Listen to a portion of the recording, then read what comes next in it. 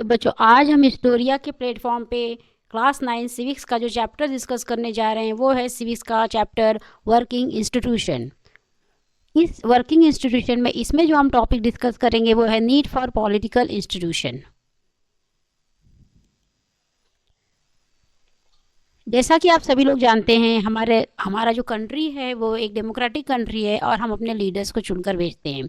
जिन leaders को हम चुनकर भेजते हैं वही लीडर्स हमारे लिए क्या बनाते हैं, वही लीडर्स हमारे लिए गवर्नमेंट बनाते हैं। अब ये गवर्नमेंट जो है ये कैसे काम करती है। तो गवर्नमेंट जो है वो रिस्पॉन्सिबल है, किस लिए? गवर्नमेंट रिस्पॉन्सिबल है हमारी सिक्योरिटी के लिए। ठीक है, गवर्नमेंट ही रिस्पॉन्सिबल है। हम गवर्नमेंट जो है वो हम सभी के लिए एक फैसिलिटी देती है। हमारे लिए एजुकेशन और हेल्थ की जिम्मेदारी किसकी है? हमारे लिए एजुकेशन और हेल्थ की जिम्मेदारी जो है वो गवर्नमेंट की है।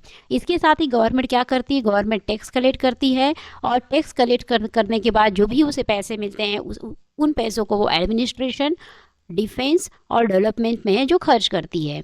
यही नहीं, it formulate and implement सर्वल welfare scheme. इसके साथ ही गवर्नमेंट का ये काम है कि वो अपने देश की जनता के लिए बहुत सारी क्या है, वेलफेयर स्कीम लाए।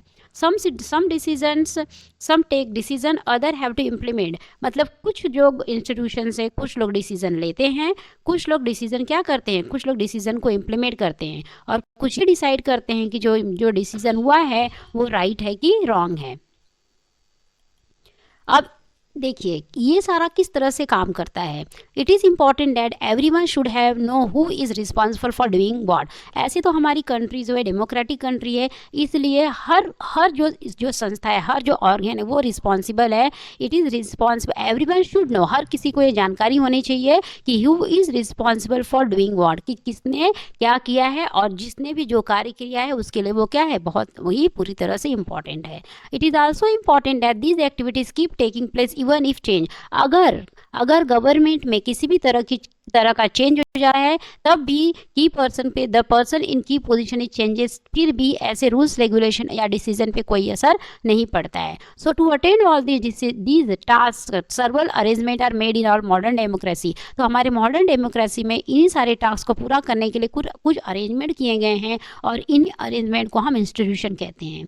The constitution of any country lay down basic rules on power and function of each institution। तो इस तरह से आप देखेंगे कॉन्स्टिट्यूशन के 3 इंस्टीट्यूशन है, लेजिस्लेटिव, एग्जीक्यूटिव एंड जुडिशियरी। ठीक है, तो इसमें भी क्या होता है कि ये सब डेमोक्रेटिक फॉर्म ऑफ गवर्नमेंट के पार्ट्स हैं, लेकिन इनके पावर को भी क्या है, इनका कॉन्स्टिट्यूशन ने इस तरह का रूल्स और रेगुलेशन बनाया कि इनके पावर एंड फंक्शन को भी क्या किया जाता है, रेगुलेट किया जाता है। जिस तरह से आप देखते हैं कि देखिए कोई भी फैसला होता है ना, तो the prime minister and cabinet are institution that take all policy decision.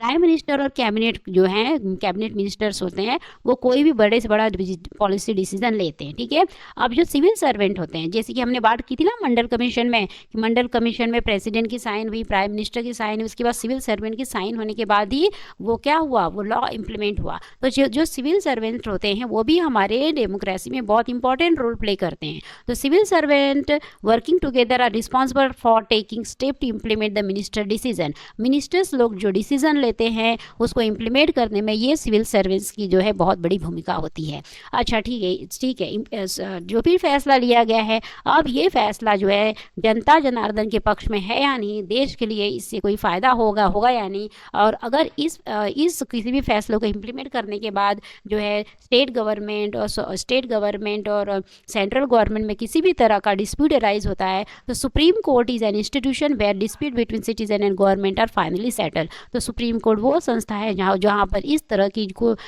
की कोई भी डिस्प्यूट अराइज होती है तो उसको क्या किया जाता है, सेटल किया जाता है। इस तरह से हम क्या देखते हैं कि जो ऑर्गन ऑफ गवर्नमेंट है, जिस इंस्टीट्यूशन की बात हम कर रहे हैं, इसमें जो है लेजिस्लेचर है। लेजिस्लेचर क्या करता है, मेक द लॉ बनाता है। एग्जीक्यूटिव क्या करते हैं, उस लॉ को इम्प्लीमेंट करते हैं। और जुडिशरी क्या करती है, उस लॉ को इंटरप्रीट करती है। अगर उस लॉ में किसी तरह की कमी है तो उसे दूर करने की कोशिश करती है। तो इस तरह से हमने क्या देखा, working in institution is not easy. Institution involve rules and regulation. कि देखिए इतने सारे पेचीदों से होकर कोई भी लॉ बनता है ना, तो वर्किंग इन सारे इंस्टीट्यूशन का एक साथ काम करना इतना आसान नहीं है, क्योंकि ये इंस्टीट्यूशन रूल्स और रेगुलेशन के तहत काम करते हैं। This can be bind hand of leader. तो इससे क्या होता है, ये रूल्स और रेगुलेशन की वजह से जो है जिन लीडर्स को हम लोग चुनकर भेजते हैं उनकी हैंड भी क्या है, उनके हाथ भी बंधे हुए हैं। इंस्टीट्यूशन इन्वॉल्व क्यों, ठीक है। इसके साथ ही जो इंस्टीट्यूशंस हैं वो कोई भी फैसला करने के पहले मीटिंग लेंगे, कमेटी बनाते हैं, उसके ऊपर रूटीन वर्क होता है।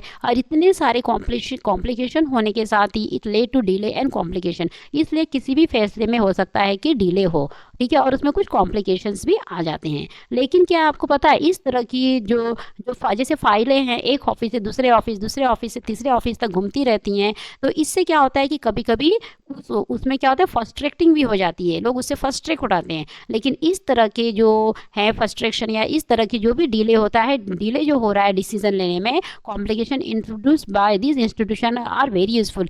कि कोई भी फैसला लेने में भले डिले हो रहा है, फैसले में टाइम लग रहा है, लेकिन जो फैसला बनकर या जो फैसला तय होकर आता है, उन फैसले में बहुत लोगों की रजामंदी और सुझाव शामिल होते हैं, इसलिए ये फैसले बहुत ही यूजफुल होते हैं। They provide an opportunity for wider set of people to be consulted in any decision, क्योंकि ये फैसले जो है बहुत सारे लोगों को लेकर क्या होते हैं कि इम्प्लीमेंट होते हैं।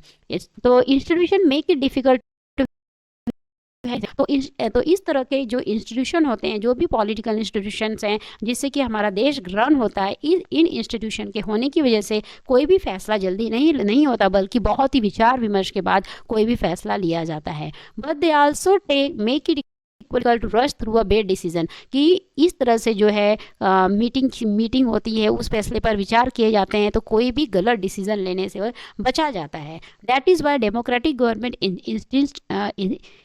इंसिस्ट ऑन इंस्टीट्यूशन, इसलिए डेमोक्रेटिक गवर्नमेंट जो है इस तरह के इंस्टीट्यूशन पे काम करता है, जिससे कि कोई भी फैसला जो लिया जाए वो देश के हित में हो।